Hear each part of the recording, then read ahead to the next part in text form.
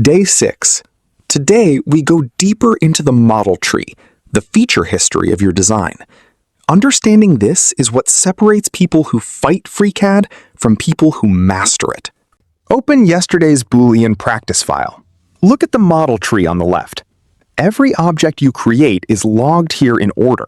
This is your model's history, called a parametric feature tree.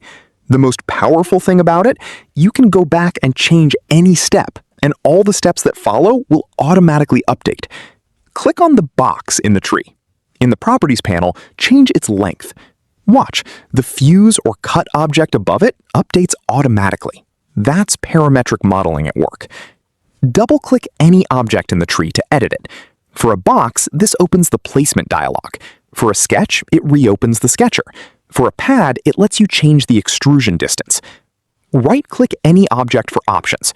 Toggle active body, mark to recompute, delete, and more. Press the spacebar with an object selected to toggle its visibility on and off.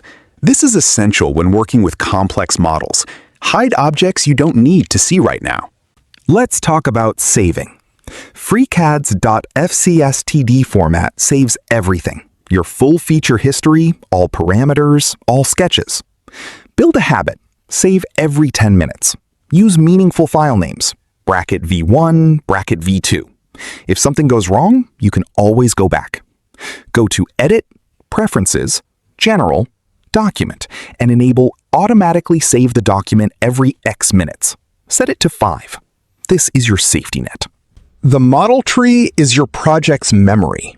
Treat it with respect, and it will save you hours of rework. Tomorrow is your first mini project day. We put week 1 together. See you on day 7.